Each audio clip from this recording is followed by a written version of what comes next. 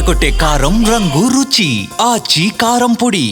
విజయసాయిరెడ్డి ఎవరికో స్పష్టమైన సందేశం ఇవ్వాలనుకుంటున్నారన్నారు మంత్రి సత్యకుమార్. రాబోయే రోజుల్లో ఆయన మరిన్ని విషయాలు బయటపెట్టే అవకాశం కూడా ఉందన్నారు. లిక్కర్ పేరుతో గత ప్రభుత్వ హయాంలో ప్రజాధనాన్ని లూటీ చేశారన్నారు. ఈ కేసులో పాత్రధారులు బయటపడ్డారని, సూత్రధారులు ఎవరో తేలాల్సిందన్నారు. అది విజయసాయిరెడ్డి గారు చెప్పాలి. ఎందుకంటే విజయసాయిరెడ్డి గారు వీళ్ళందరూ they're all partners in the crime, అందరూ కలిసి చేసినవే కాబట్టి విజయసాయిరెడ్డి గారు చాలా లోతుగా చాలా విషయాలు తెలిసి అందుకని ఎవరికో వారు చాలా స్పష్టంగా మెసేజ్ ఇవ్వాలనుకున్నట్టుగా ఉన్నింది.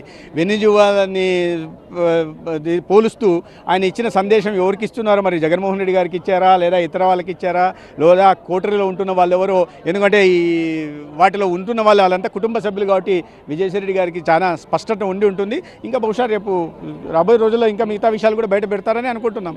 ప్రజాధనాన్ని లూటీ చేయడమే కాకుండా సొంత బ్రాండ్లు పెట్టి అదే సమయంలో ప్రజల ప్రాణాలతో కూడా చెలగాటమాడారు.